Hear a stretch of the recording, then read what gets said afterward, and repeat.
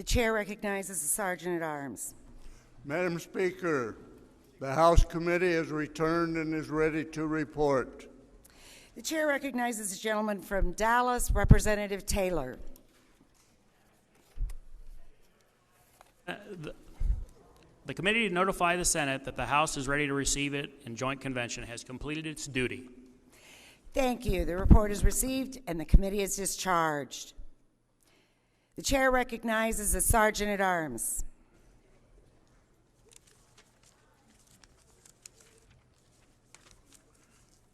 Madam Speaker, the President of the Senate, the Secretary of the Senate, and the honorable members of the Senate have arrived in the House chambers. You will escort the President of the Senate to the Speaker's station, the Secretary to the Chief Clerk's station, and the Senators will be seated among their respective representatives.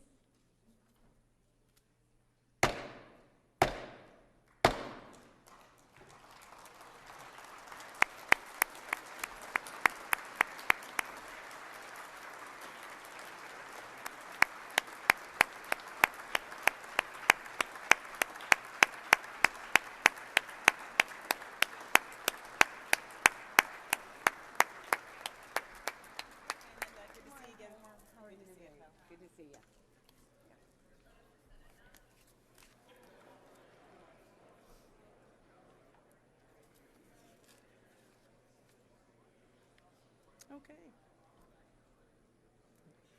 Do you see Grant?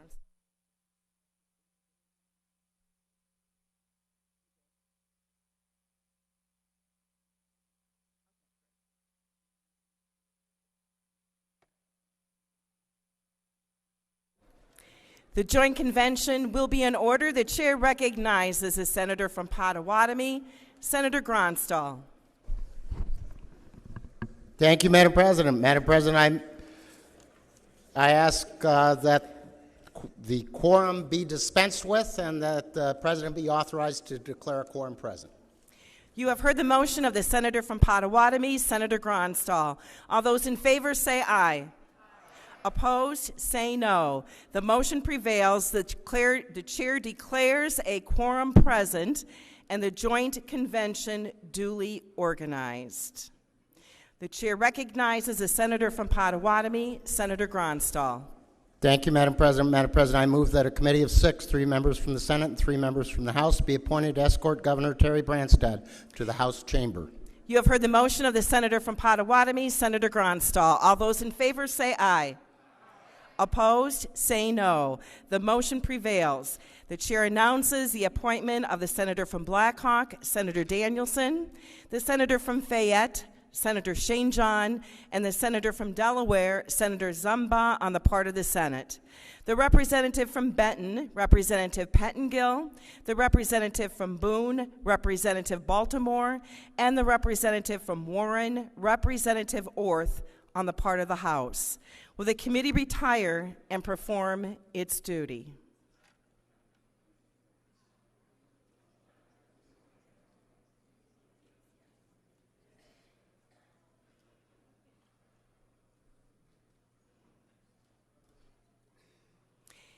The chair recognizes the senator from Potawatomi, Senator Gronstal. Thank you, Madam President. Madam President, I move that a committee of 6, 3 members from the Senate and 3 members from the House be appointed to notify Chief Justice Cady that the joint convention is ready to receive him.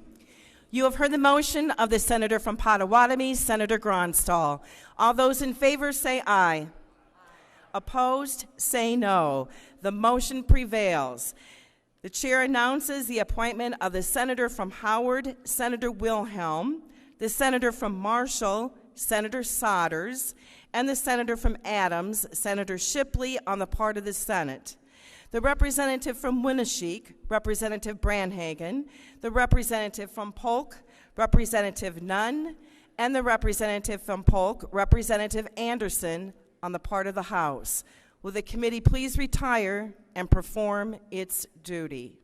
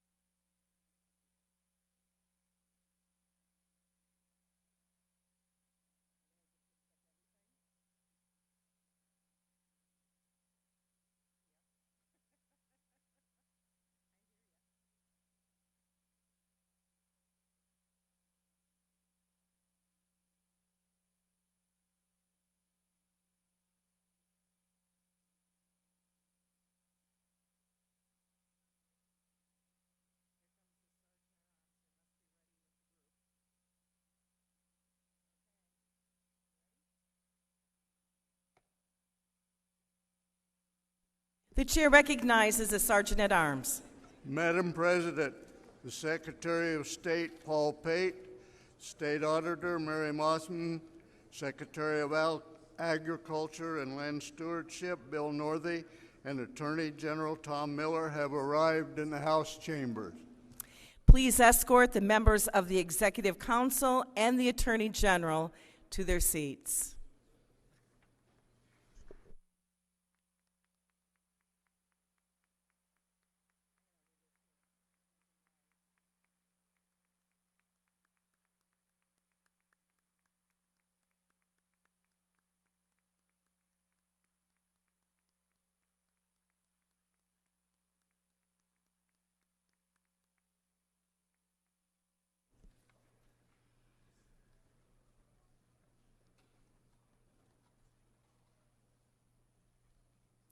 The chair recognizes the Sergeant at Arms.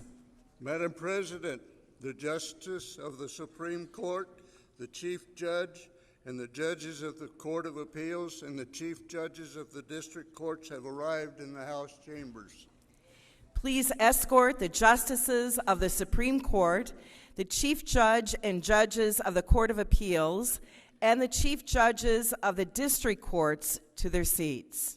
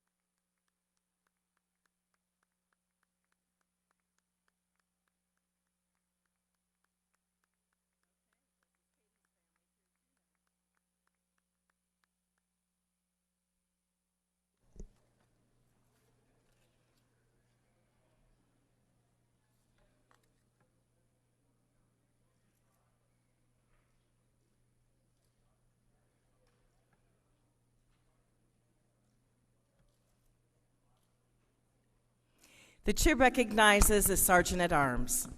Madam President, the Chief Justice's wife, Rebecca, his son and daughter-in-law, Spencer and Riley Cady, and his daughter, Kelsey Frazier, have arrived in the House chambers. Please escort the Chief Justice's family to their seats.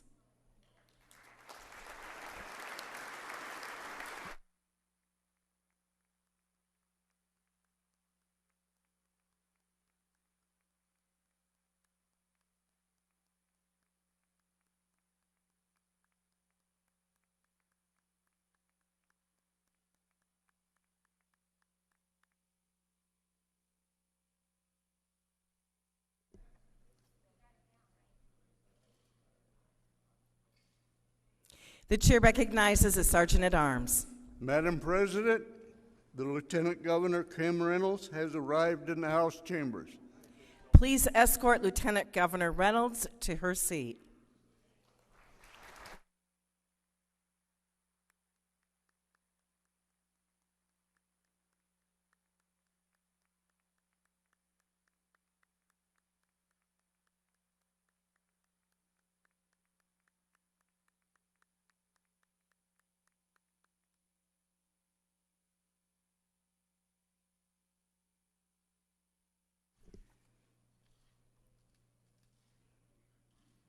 The chair recognizes the Sergeant at Arms. Madam President, your committee to escort Governor Terry Branstad has arrived. The committee will escort the Honorable Terry Branstad to the rostrum.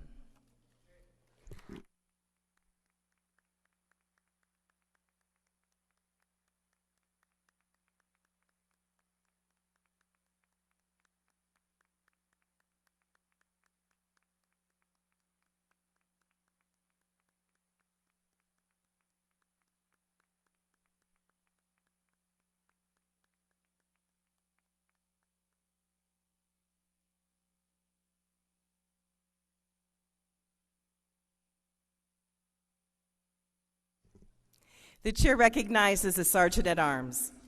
Madam President, your committee to notify and escort the Honorable Mark S. Cady, Chief Justice of the Iowa Supreme Court, to the rostrum. The committee will escort the Honorable Mark S. Cady, Chief Justice of the Iowa Supreme Court, to the rostrum.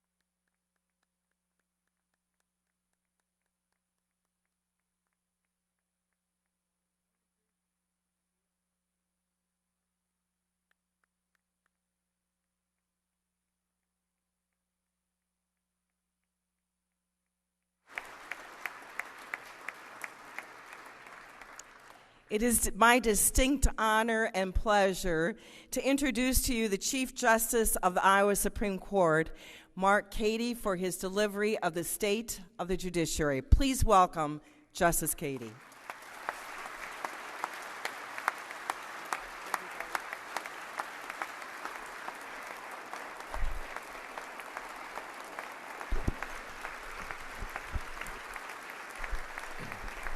Thank you so much. Thank you. Thank you.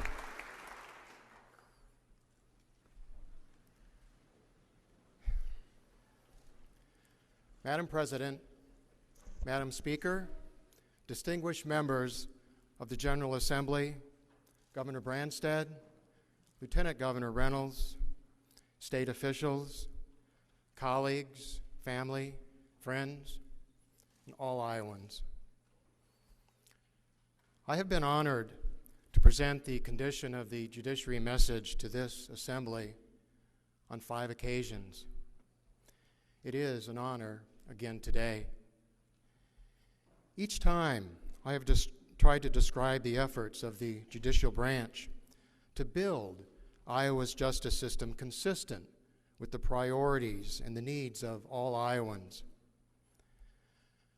Justice is important to every Iowan, and the condition of justice is vital to the overall health and prosperity of this state. We celebrate justice when it prevails. We strengthen justice when it is unequal, and we fight for justice when it is absent. Justice is the core value that inspired our founders when we became a nation, and remains today our common bond as Iowans. Justice can be found within us at this moment, and it can be seen across this state every day in the actions of Iowans. It can be seen in the actions of judges. It can be seen in the action of legislators. It can be seen in the actions of the governor, state officials, and of Iowans across this state who see justice as a goal to achieve. It is seen in the actions of community leaders such as Kelly Markey in Des Moines, teachers such as Pete Dammel in Audubon, clerks of court such as Ruth Godfrey from Council Bluffs, and countless other Iowans.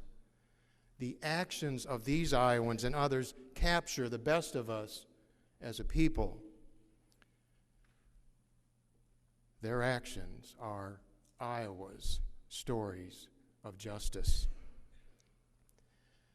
Their stories speak to the priorities for Iowa's justice system. We have expressed these priorities to you in the past, and we remain committed to fulfilling them today. The 6 priorities are to protect Iowa's children, provide full-time access to justice, operate an efficient, full-service court system, provide faster and less costly resolution of legal disputes, operate in an open and transparent way, and provide fair and impartial justice for all.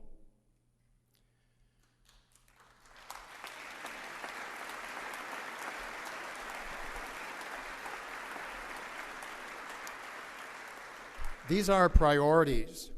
These are priorities given to the judicial branch by Iowans. We are accountable to all Iowans and the Constitution for making progress each year to achieve each priority. Today, I will describe the progress made by the judicial branch during the past year and share stories of the efforts of Iowans who seek justice every day. Let me begin by sharing Sydney's story. When Sydney was 17 years old, she was referred to juvenile court services on a possession of alcohol charge. In Iowa, juvenile court services are a part of the judicial branch. Juvenile court services use a risk assessment analysis to determine if youthful offenders should be referred to juvenile court or diverted into informal probation for services to address their needs. In speaking with Sydney, her juvenile court officer learned that the possession of alcohol charge was only a symptom of a larger problem. He discovered that Sydney had been drinking heavily and was making poor choices in her life. The juvenile court officer placed Sydney on informal probation and found substance abuse treatment for her and her mother. Sydney successfully completed substance abuse treatment and has not returned to court. Today, Sydney is sober, a high school graduate, and a college student. Stories similar to Sydney's are repeated across this state every day.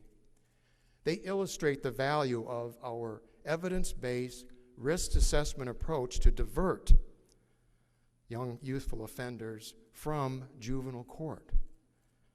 As a result, fewer children are being transferred to juvenile court. Instead, the needs of low-risk offenders are met by services through juvenile court services, law enforcement, schools, and community service providers. In 2014, more than 72% of children diverted from juvenile court as low-risk offenders did not return to court. This means that there were 5,392 stories just like Sydney's, stories of children who, like Sydney, successfully completed treatment and avoided a criminal record.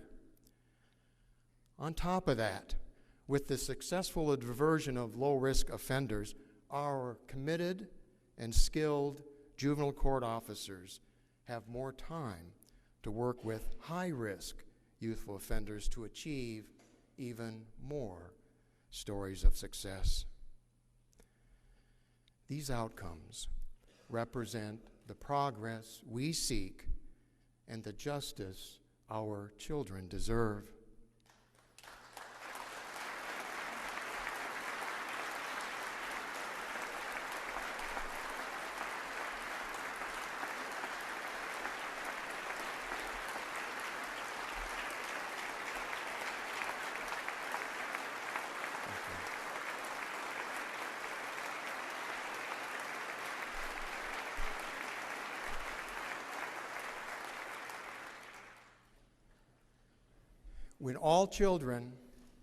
When all children are provided tools and opportunities for success, justice is achieved.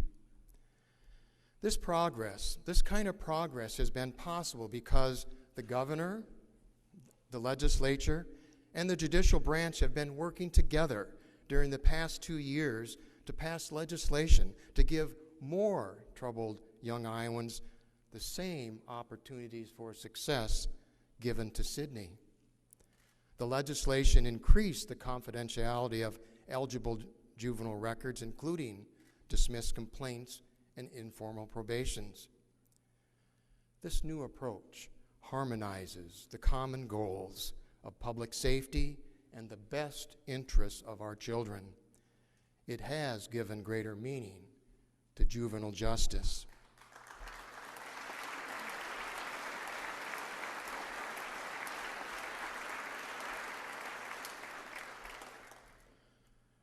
Together, we are making our communities safer, protecting more children, and allowing more children the opportunity to climb the ladder of success without the heavy weight of a criminal record.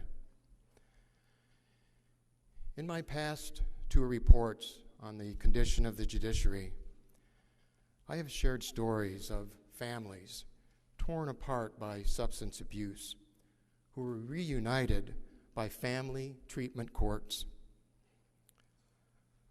With your help, we have established family treatment courts in all 8 judicial districts.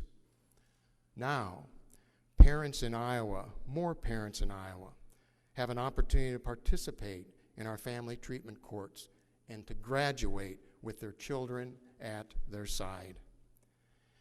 As of October of last year, 13 family treatment courts across this state have served 823 parents and 1,345 children. I encourage all of you to attend a family treatment court graduation in your area. You'll discover, better than my words could ever convey, what it really means for a parent to reach a point in life never thought possible, with the support of a community team who never stopped believing it was possible. When we provide broken families with the tools and opportunities for success, justice is achieved.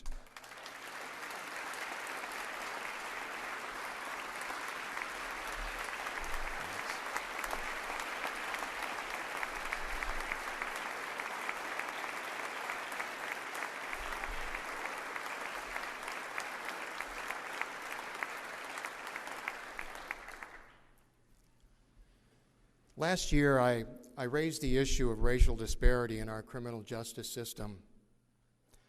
The positive responses that followed from you, the governor, and other Iowans has increased awareness to this complex issue. Let me tell you what the judicial branch is doing. One response has been to better understand the many causes of racial disparity. Last year, the judicial branch trained 716 judges, magistrates, and court staff to recognize implicit biases that may contribute to racial disparities. This training will continue. Another response involves the juvenile justice system. 3 counties, Johnson, Lynn, and Scott, are collaborating with Georgetown University on juvenile court pilot projects. These projects seek to eliminate racial disparity in the juvenile justice system and its adverse consequences to our state. The Georgetown project in Johnson County has reduced school referrals to juvenile court by 61%. The reduced number of juvenile court referrals is encouraging, but racial disparity remains too high. We know we have more work to do, and will continue to do the work with communities to develop broad-based solutions to this complex issue. Finally, in the adult criminal justice system, judges working on the front line share with me that existing standards and conditions for pretrial release in criminal cases can be improved. Research and new programs in other states reveal that standards for pretrial release can be modified to increase the opportunity for release without compromising public safety. As you know, people who are arrested suffer significant consequences when they are unable to meet the standards for release from jail. Examples include loss of job, separation from family, additional debt, and an increased likelihood of future incarceration. We will work with our partners, including the Department of Corrections, the District Department of Corrections, county attorneys, and criminal defense attorneys to find ways to improve the pretrial release system.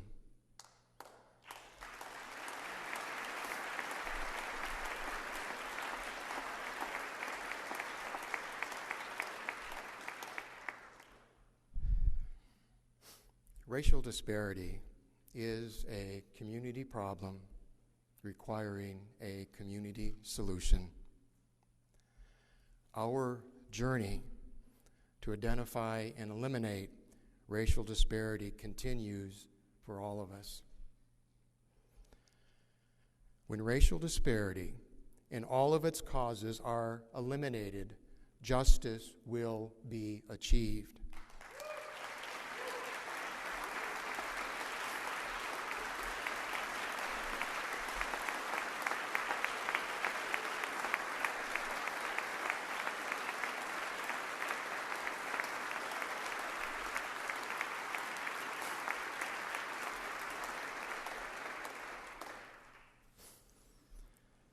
Progress in our criminal justice progress in our justice system has been made by providing faster, less costly resolution of legal disputes. During the past several years, the judicial branch has introduced problem-solving courts, business courts, and a process to expedite and lower costs of civil litigation. In addition, we are identifying better ways to resolve family law cases and cases involving guardianships and conservatorships. All these innovations are designed to better deliver justice for all. Our regular review of these programs confirms we are making progress. Last summer, the judicial branch conducted its second comprehensive evaluation of the business court pilot project.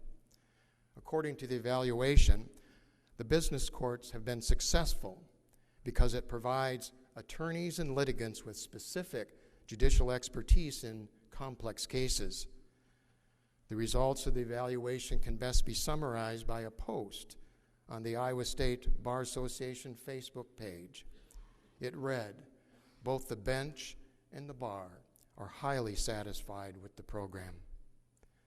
The evaluation found the attorneys who had cases in the pilot project strongly support business courts and want it to become a permanent part of Iowa's civil litigation system. Based on our review, the Supreme Court is pleased to announce that business courts will continue as a part of Iowa's justice system.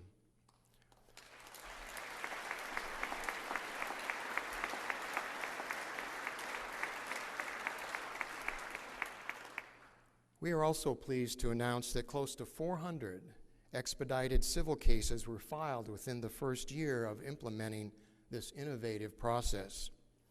This exceeded my expectations. The expedited civil track is designed to provide Iowans with faster, less costly process to resolve civil complaints.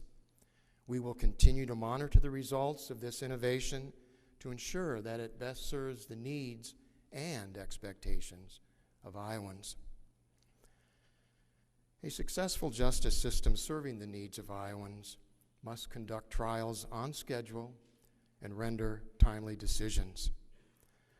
Last year, the chief judges and court administrators from across the state came together to find new and more efficient ways to utilize our judges and court staff to give all litigants and attorneys the greatest possible confidence in the timely administration of our cases. These early efforts show encouraging results.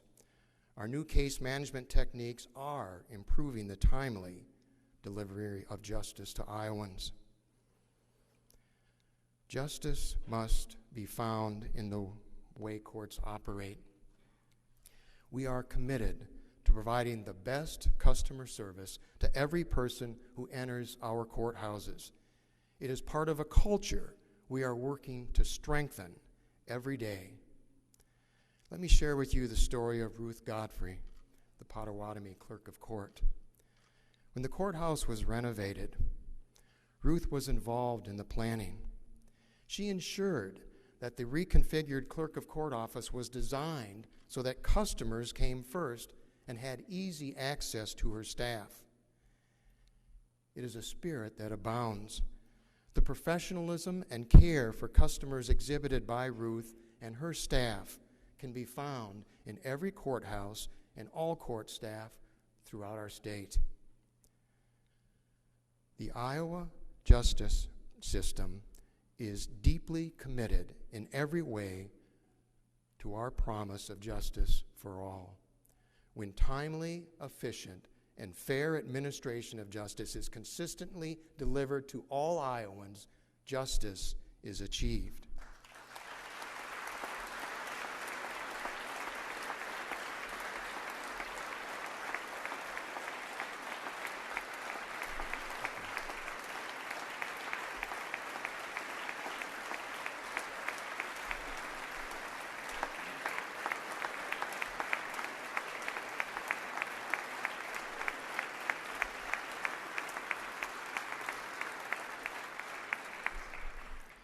Part of the judicial branch effort to deliver justice to all Iowans includes the modernization of our jury system. We are doing this three ways. First, we are providing training for judges on implicit biases and ways to help identify jurors to recognize the impact of implicit bias. Second, we have started plans to modernize our jury management software to give greater assurance that randomly selected jury pools represent a fair cross-section of each community.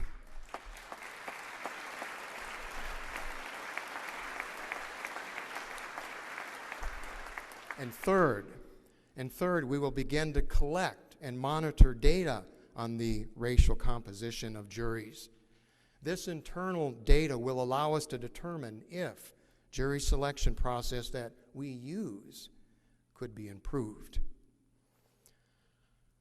The jury system holds a time-honored place in our system of justice, and it must be carefully maintained by us today. When all Iowans have full confidence in the fairness of our jury system, justice is achieved.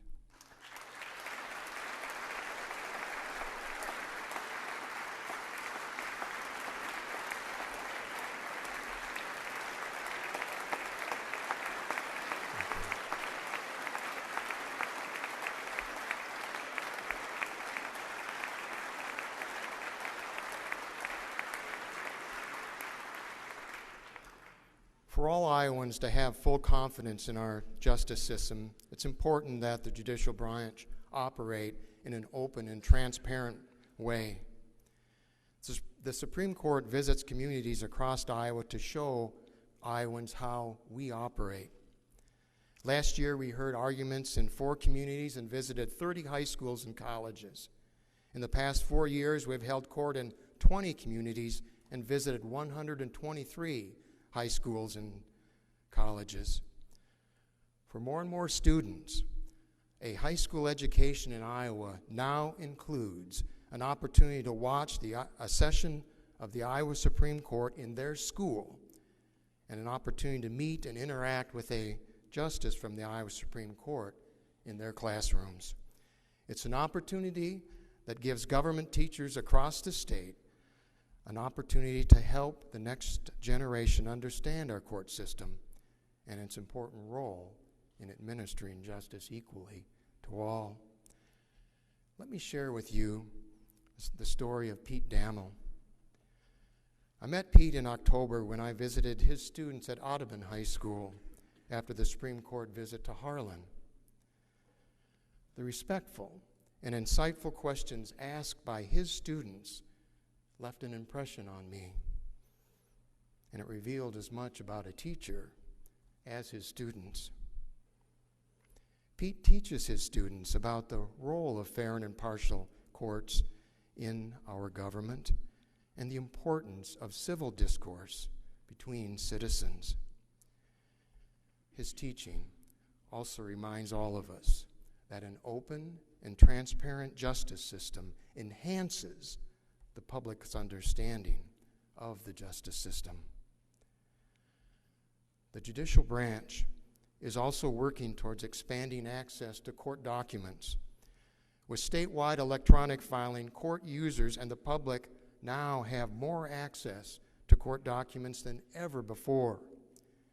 Attorneys and parties to a case can access documents online at any time, even when courthouses are closed. The public and the media can access electronic records from public computers in our courthouses where the case is filed. While electronic filing has expanded access for all people by eliminating the need to share paper files, the public and the media do not have access from their own computers. The judicial branch is committed to being open and transparent, but access to court records is not just a matter of public convenience. Court records must remain safe and secure, and confidential information in court records about Iowans must remain private. It is expensive and it's time-consuming to expand online access to our secure court records, but we are working to find solutions that properly balance the necessary security and convenience. Like Pete Damel, the judicial branch is committed to listening and providing Iowans with information about their justice system. It is a commitment that benefits all of us. When the judicial branch is open and responsive to the needs of Iowans, justice is achieved.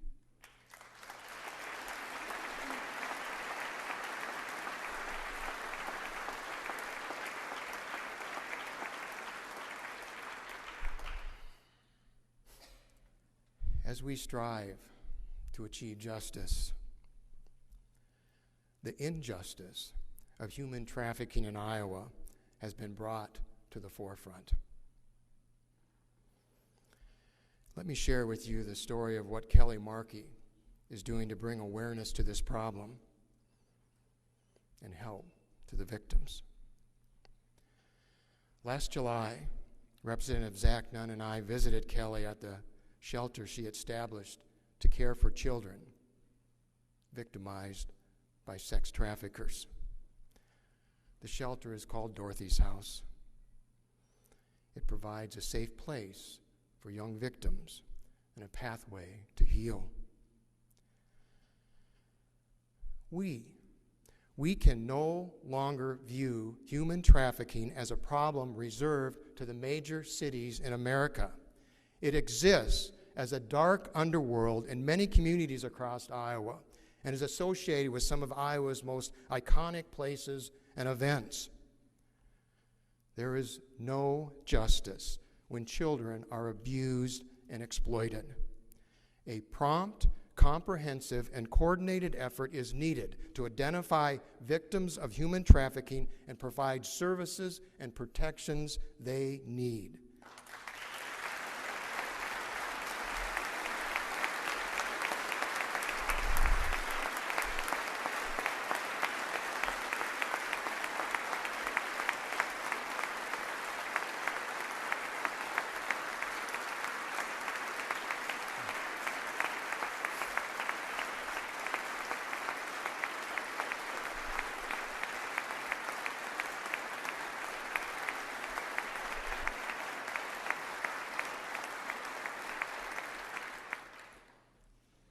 Last month, the judicial branch provided training on human trafficking to judges, juvenile court officers, law enforcement, and others.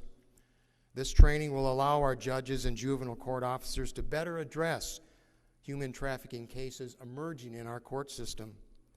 We are also exploring ways to best enable judges and juvenile court officers to work with the victims of human trafficking. We are encouraged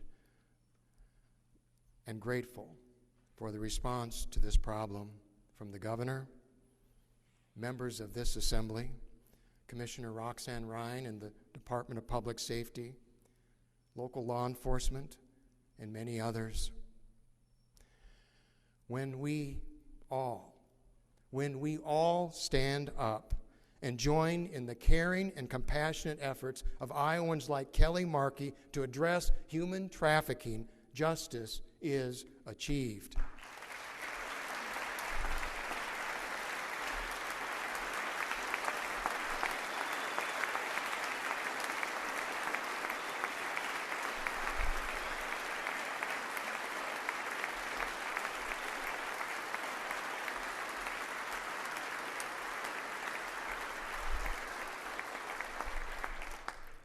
We hear the call from Iowans for our courts to remain fair and impartial, independent and insulated from all political influences.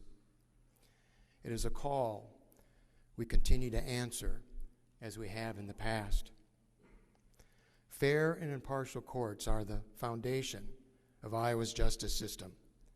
It has helped give Iowa its proud history and has strengthened us as a state today. When fair and impartial courts are assured for our future, justice is achieved.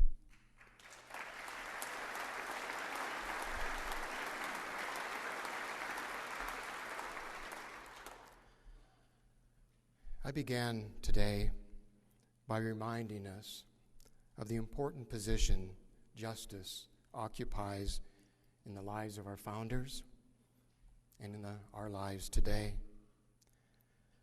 I have spoken of progress and the need for more. But as with our founders, our efforts to achieve justice will not be measured only by the actions we take to administer justice. The value of our efforts today will be measured by how our actions advance the values and virtues of justice. These values are identified in our 6 priorities. Iowans want to protect more children. Iowans want greater access to justice. Iowans want more efficient resolution of legal disputes. Iowans want an open and transparent justice system. Iowans want racial disparity eliminated. Iowans want fair and impartial justice for all. These are the values and the virtues advanced by the actions of Kelly Markey, Pete Dammel, Ruth Godfrey, and countless other Iowans. They are the values and virtues we must advance. We will always face challenging times in delivering our promise of justice for all.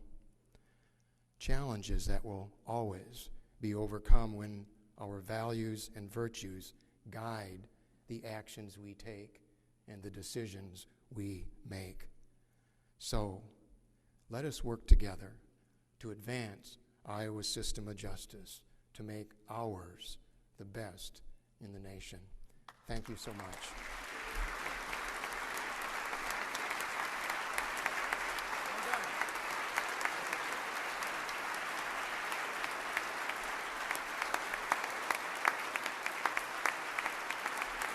Thank you.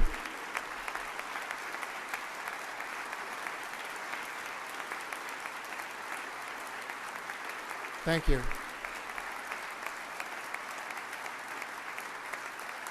Thanks.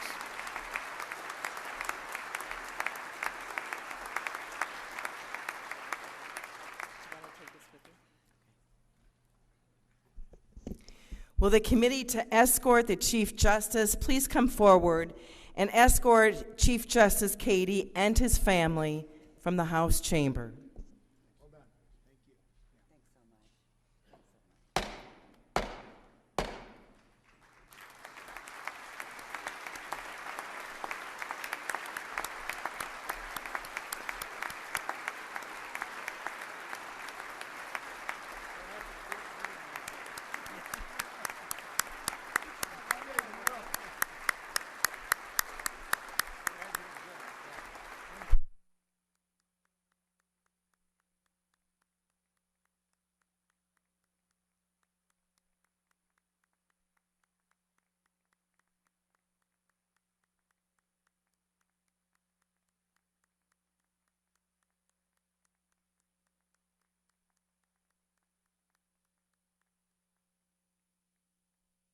Will the committee to escort the governor please come forward and escort Governor Branstad and Lieutenant Governor Reynolds from the House chamber?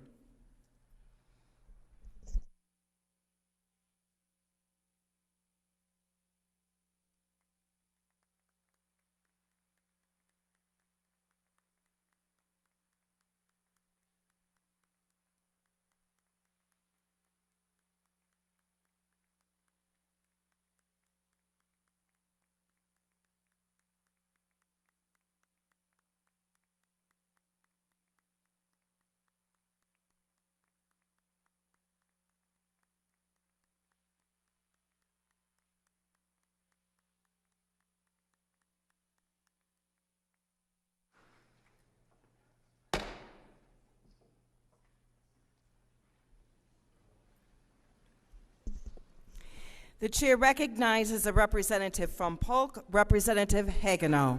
Madam President, I move that the joint convention be dissolved. You have heard the motion of the representative from Polk, Representative Hagenow. All those in favor say aye. Opposed, say no. The motion prevails and the joint convention is dissolved.